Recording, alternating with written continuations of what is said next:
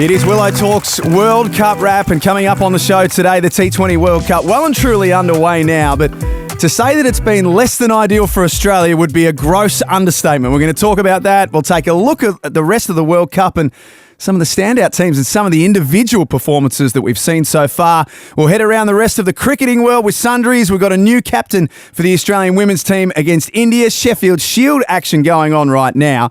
But before we get into our show, if you haven't listened to the latest episode of Willow Talk with Matthew Haddin, this is a classic. He shares some of his best Test 11 that he played against, some of his great stories, and anytime Haydos is involved, there's always a laugh, there's always a great Australian saying, so that is well and truly worth a listen, as is our friends at the Love of Cricket podcast, who have taken no time to rip into Australia. They've got very short memories, Stuart Broad and his friends. They're loving it. You could almost compare our World Cup to England's Ashes campaign, but they were 10 times worse than we were. I'm Jack Heverin. Brad Haddin, good to see you. I thought when we got together for this show and we had the date in the calendar that we'd be talking about who Australia played in the Super 8s, but not so much. No, it's been one of those tournaments where we've been exposed. But before we get into that, Jack, it's good to see. We've had a great summer together. Triple M was great fun as normal. I wasn't there for the end of season drink at Mark Taylor's local, but I tell you what, one of my highlights for the summer, I've done a lot of things in my cricket career, but being on the ground when we were interviewing the players at the end of the Ashes, mate, we got a laugh out of Scott Boland. He was excited about what had happened. We had Alex Carey, but what about from a broadcast point of view, the opportunity to be on the ground at the moment they'd won the Ashes? How good was that? Special. Yeah, I was actually looking back at some of the photos the other day, and I love working with you. I love working with the Triple M cricket team. We were out there. It was great. We spoke to Jacob Bethel, and I reckon, Hads, you and I might remember that because this might be the beginning of him really exploding. And his little subtle West Indian accent I find quite funny as well. Mate, I tell you what, you're right about that Jacob Bethel interview. And remember we were talking about, how is your preparation? And could be because everyone was all over England about their preparation. And he said, mine was okay. I've been sitting off, I've been watching, I've been getting a game planned together.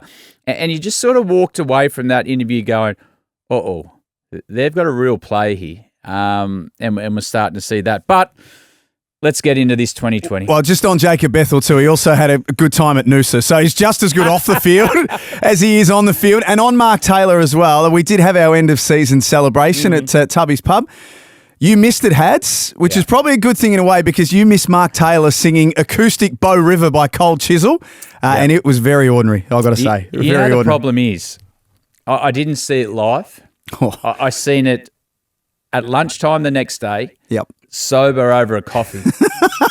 And I thought a cat was being strangled.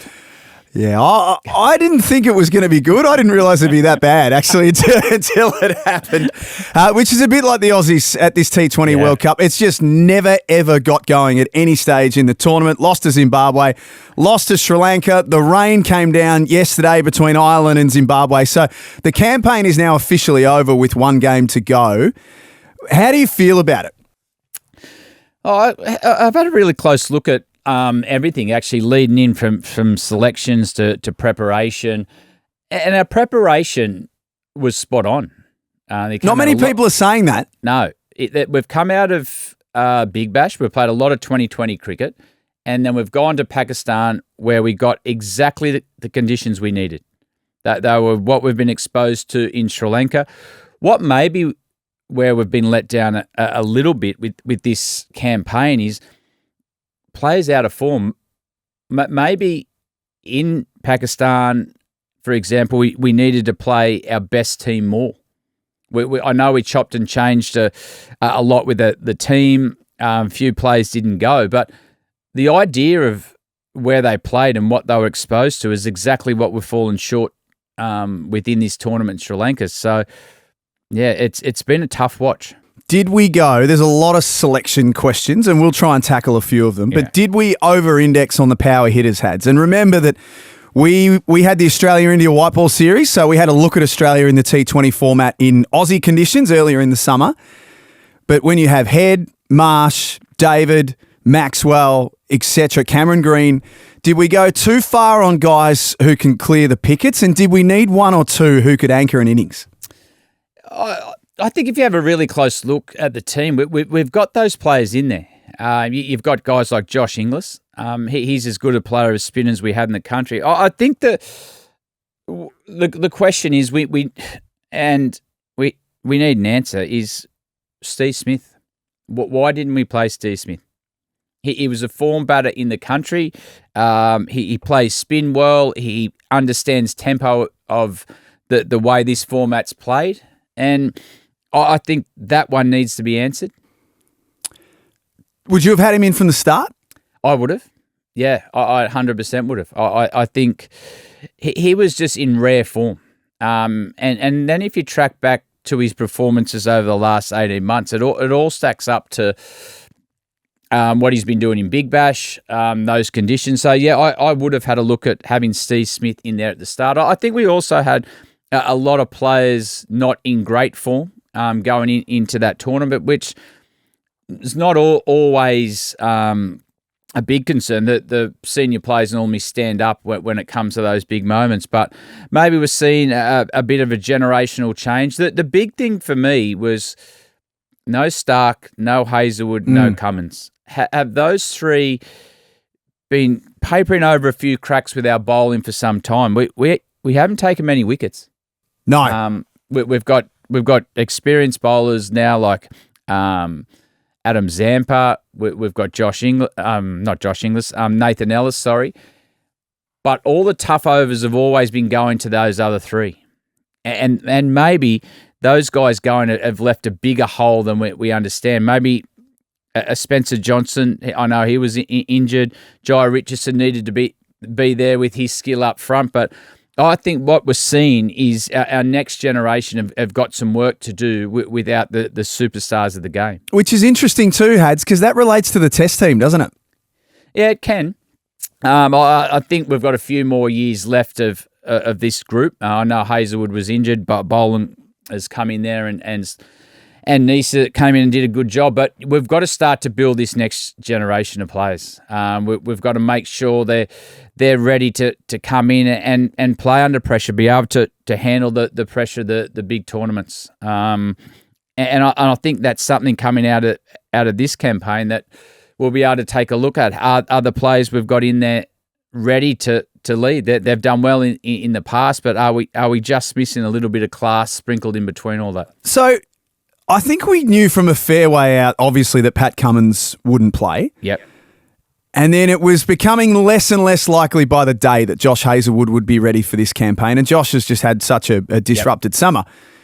Would you have put the SOS out to Mitch Starc maybe 4 or 5 weeks ago? He would have had a chance to rest up after the Ashes, and he played a couple of the Big Bash games, obviously, with the Sydney Sixers. But since then, he's been feet up. Would you have gone to Mitchell Starc and said, we know you've retired, but we really need you right now. Could you play this one tournament for us? No, actually. I wouldn't have. The romance of it sounds perfect. Yes, call Mitchell Starc back. He's the world best in this form of the game in white ball. We've seen it 50 over World Cups. But at some stage, you've got to let go of those bowls in some form of the game. And say we did get Mitchell Starc, and all of a sudden we go deeper into the tournament. He goes from there to IPL, and he has no break. And what Starkey did through the summer was extraordinary. He played all 5 tests. We've seen it over and over again. His resilience, the athleticism he shows. No, I wouldn't have risked it. I would make sure that he's still right for the test series against South Africa. We've got New Zealand, then we've got next summer, then we go to India. I'm still prioritising that for Mitchell Starc. And the one thing he's done through his whole career, he's sacrificed a lot of T20 to be right for Test cricket. So I don't think we need to keep looking back at the greats of the game. We need to start exposing the players we have in these big tournaments. That's where we fell short. So the other then is the Big Bash. Yep. Is the Big Bash cultivating and growing the next generation like we want it to when it comes to white ball cricket? And I think about someone like Riley Meredith as an example from the Hobart Hurricanes in Tasmania, who came into international cricket as a tearaway. Now, he's still got good shield numbers, but in the white ball, maybe he hasn't gone on or maybe he hasn't got the opportunity to play for Australia Hads like he should have. Is the Big Bash playing its role in growing the next generation of Aussie talent? Yeah, I think it is. I think it's a great breeding ground. If I look at the finals on how they played the standard when all our internationals came back, I thought the standard of the competition was high class. What we are still seeing in there, which is a little bit of a worry, is when Steve Smith comes back, he dominates. And when Alex Carey comes back, he dominates. When Mitchell Starc comes back, he dominates. What you'd like to see more in Big Bash is Cooper Connolly dominating. Lockie Shaw dominating through the series, win the Sixers one. Ollie Davies. I know Oliver Peake is starting to get a taste. He's won a few games for the Renegades before he went to the 19s. What we need to see is some of these younger guys dominating these competitions, not just the older guys. What would Steve Smith be thinking now, I wonder? So there's one game left for Australia. They play Oman, one of the developing nations. We'll talk about the secondary nations a little bit later on in the show, but he's flown all the way over, cutthroat game against Sri Lanka, and he's not selected. What happens now? Does Steve Smith just jump on a plane and go home, or does he say, well, I'm here now, I may as well whack Oman around and get a nice ton here? What does he do? Well, you can't pick Steve Smith now for Oman. If you pick Steve Smith now for Oman, where you're out of the tournament, it's an insult to him. Like, you go back on everything you've planned for the tournament and say, oh, our planning was wrong. You've got to back the players you've got there now. If you're going to play Steve Smith, the perfect opportunity was against Sri Lanka, where the series is on the line. You want your best players. Oh, surely they can't go to Steve Smith in the dead rubber. Surely. Well, you know him pretty well. What would he be? I mean, he loves playing the game. He'll get 100. Of course he will. Like, we know that'll happen. I don't think it's worth the headache. Really? No. Okay. I don't think you can. You've made a decision at the start of the tournament that he wasn't in your best squad. You called him in and got him available for Sri Lankan team. You didn't pick him. The tournament's over now. I don't know where that goes, but if I'm Steve Smith and I'm playing a dead rubber, I'm thinking, hang on a minute. He's 130 not out. He's going to tee off if he plays against Oman. Cameron Green's another big talking point out of the summer, really, Hads. I mean, you go all the way back to the white balls and then the test series against England in the Ashes. He is the most expensive player in the IPL, basically. But right now, and it's been the case for Cameron Green for the best part of 4 or 5 months now, he looks like he's second-guessing his own game. What's going on with him? I think he summed it up there. I think he's just actually second-guessing his playing style. I think what we've seen in glimpses of his career, he's a talent with the bat, ball, and in the field. And I don't have the answer to his development, but are we trying to get him to play too much cricket, like to try to be a 3-format player when he's so young? Is it a case where Mitchell Starc's done it? He's concentrated on Test cricket and playing for Australia, didn't go to the IPL. Is there a case for Cameron Green just to concentrate on a certain discipline, whether that be Test cricket, one-day cricket?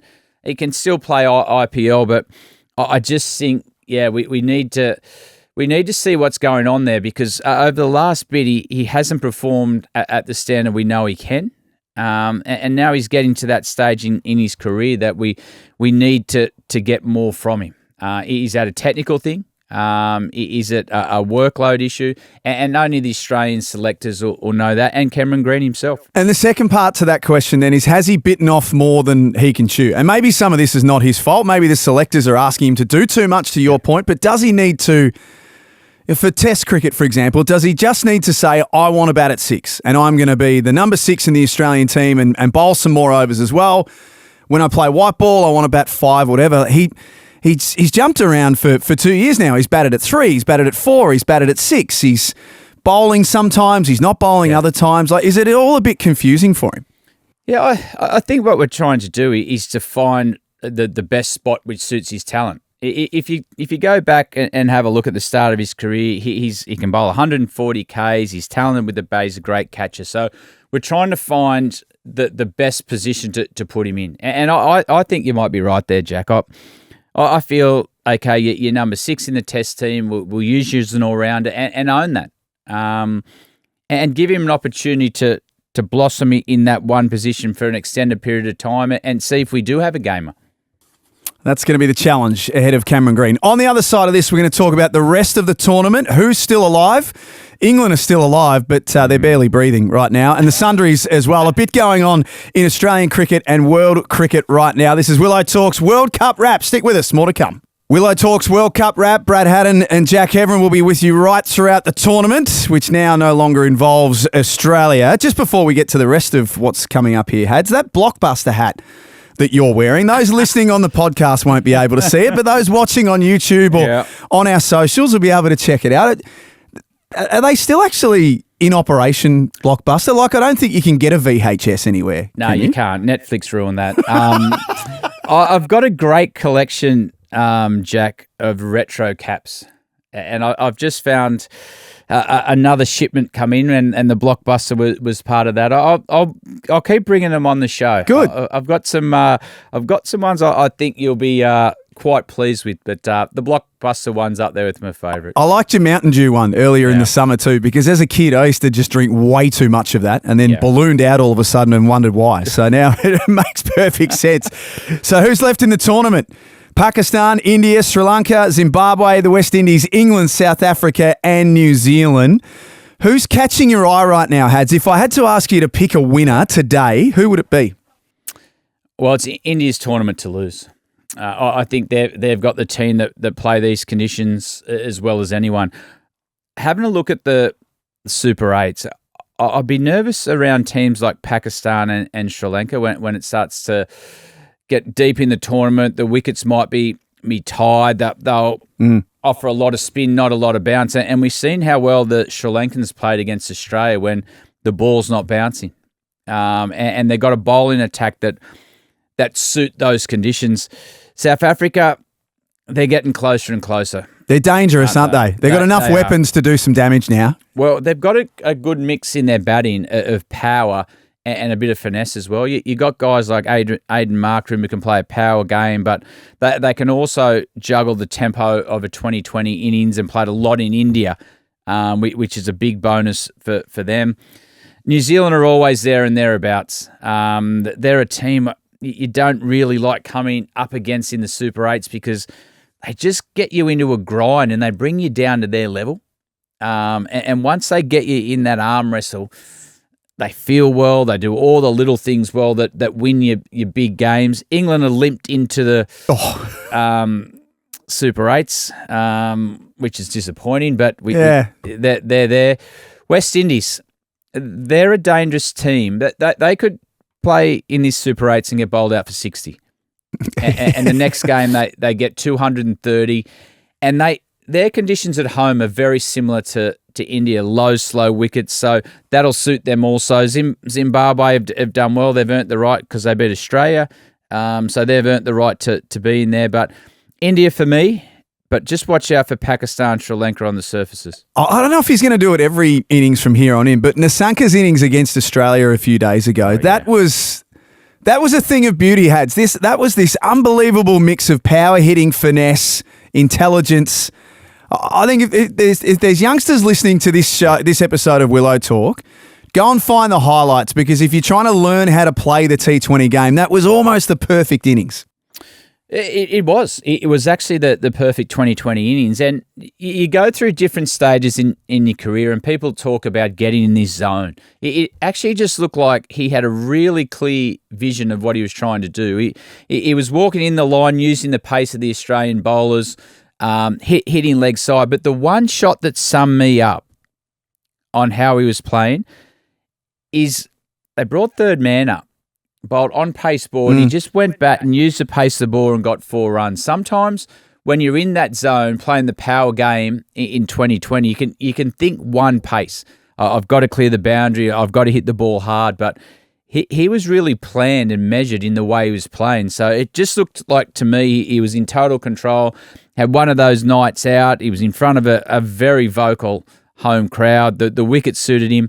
And as I said, Sri Lanka in those conditions now with the ball's lower spin, they're not intimidated by that. They're not worried about those sort of wickets, and it suits their game. So, yeah, it was an innings of beauty. If you love your cricket, which obviously you do if you're watching and listening to Willow talk, like you and I do, there's been no shortage of games to watch at this World Cup because we've got 20 teams involved in this tournament. Do you like it? Love it. I absolutely I knew you would. Yeah. Tournaments like the 50-over World Cup, I'm not so sold on that there needs to be 20 teams there.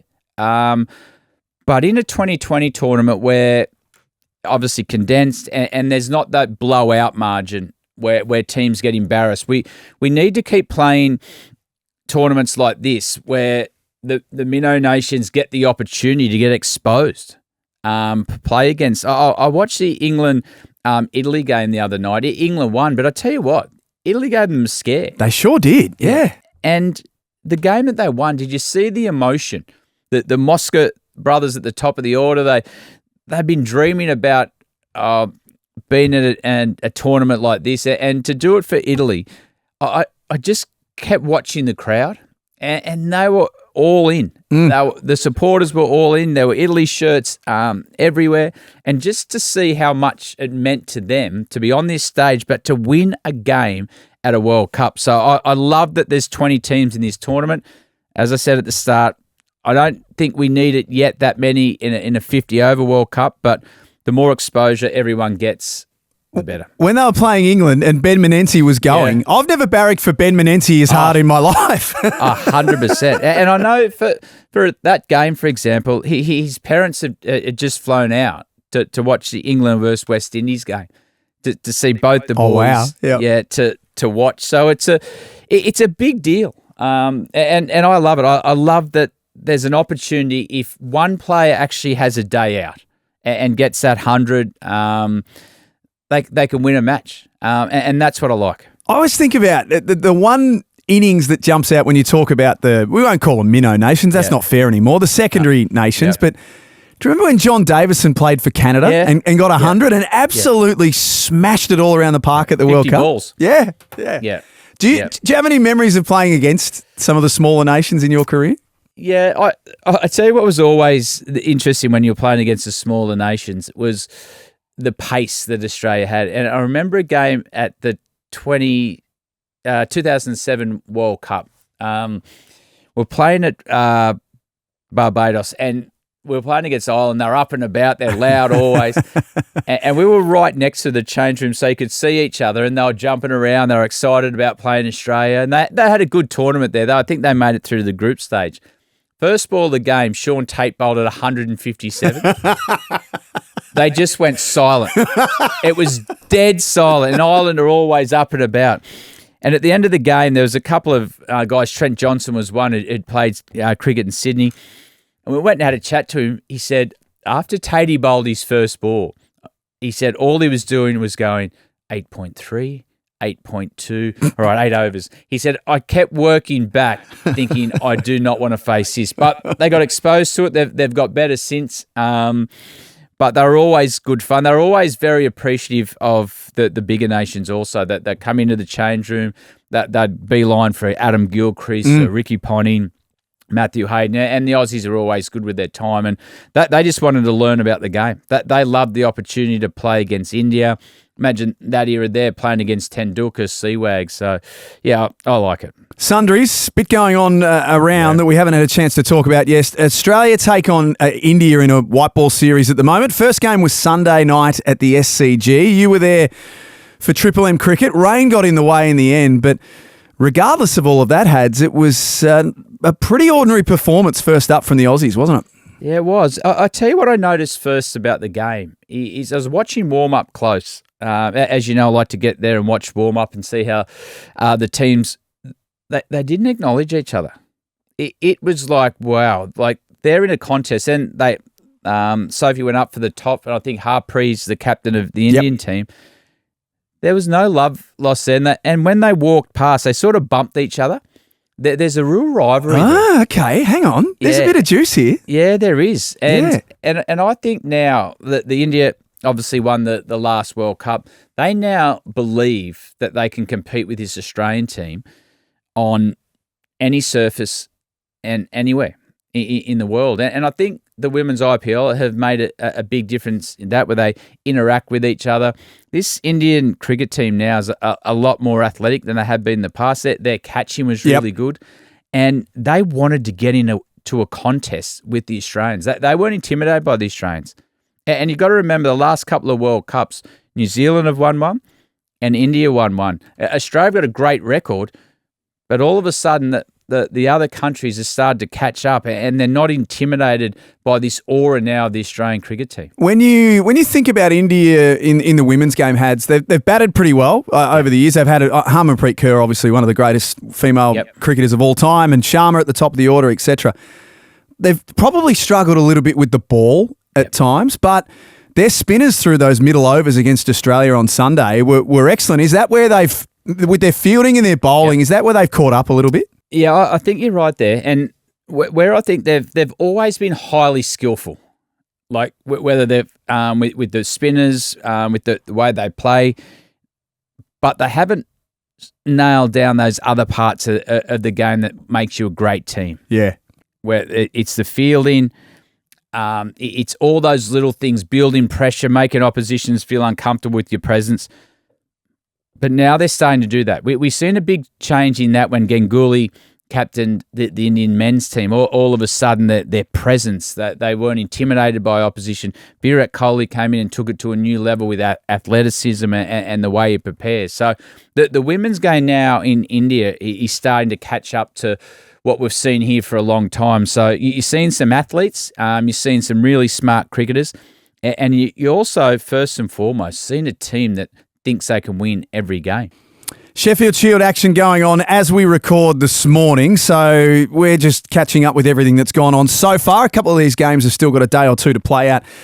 The Queensland and South Australia game, did you see the wicket for that game? It was actually very hard to work out where it had been cut at any stage. Poor old Usman Khawaja was jumping around, and Marnus was standing on square leg umpire's toes when he nicked that one, because it was unplayable almost. Yeah, and you get those sort of surfaces when you're playing against Queensland at times. So the one thing I've noticed out of the Shield is young Sammy Harper's 100. He's continued his form since the Big Bash, which I like. Will Sutherland got 100. New South Wales have started to play some good cricket, which is pleasing as well. So they're pushing for the finals. But I do like my little mate Sam Harper. Yeah, he's got to be close now, doesn't he, to a call-up? Well, I like that he's putting big numbers up. Like he's had that performance in the Big Bash, which he was top shelf. The reason the Stars went so well was off the back of the way he was playing, and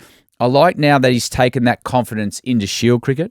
It just shows to me that he's starting to mature, understand his game, and he's a bit of a character of the game as well. He plays the game for the right reasons, so I like that he got 100. We mention keepers on this show because, Hads, it's your show. The other is Josh Philippe, who I know is one of your absolute favourites. Got runs on the board. He's 69 as we record this morning, so hopefully he goes on and charts up a really nice 100 in Shield cricket. How's he going, and what does his next 12 to 18 months look like, do you think? Well, I think there's opportunities there for Josh. They've given him a taste now around the Australian team in a couple of tours and a couple of games. And once you get that, you get in that environment, it becomes addictive. And what I'd like to see from Josh now is just put some big numbers up. Find a way to get back in that environment. They've given you a taste. You've gone on a few Australian A tours, performed well there. And now it's up to you just to put those numbers up. There could be opportunities. He's very talented with the batter. I know he's doing a lot of work on his gloves, but there's going to be opportunities. Just keep putting numbers up, Josh. Could our batting order in the future have Carey, Philippe, Harper, Inglis? Could we have 4 keepers batting in the top 6 for Australia? More the merrier. Throw Lockie Shaw in there. What a team that would be. That would be something you'd turn up to watch. Maybe we could slide You'd Haddin, love that, wouldn't you? Haddin in at 7 or something as well. We can really try and extend that.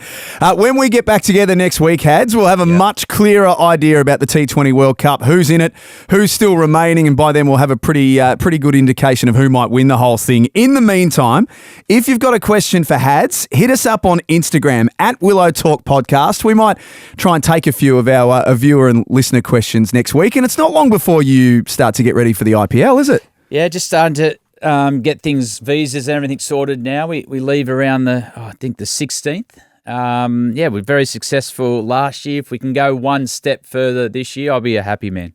Blockbuster hat this week. Next week, I want another retro hat on Willow Talk. Can you organise that? Yeah, it'll be corduroy and it'll definitely be retro. Thanks for listening and joining us this week on Willow Talk. We're going to be back next week to talk more about the World Cup, more about the Sheffield Shield, and start to take a look towards the IPL as well. Don't forget, at Willow Talk Podcast on Instagram to get involved. We'll catch you next time.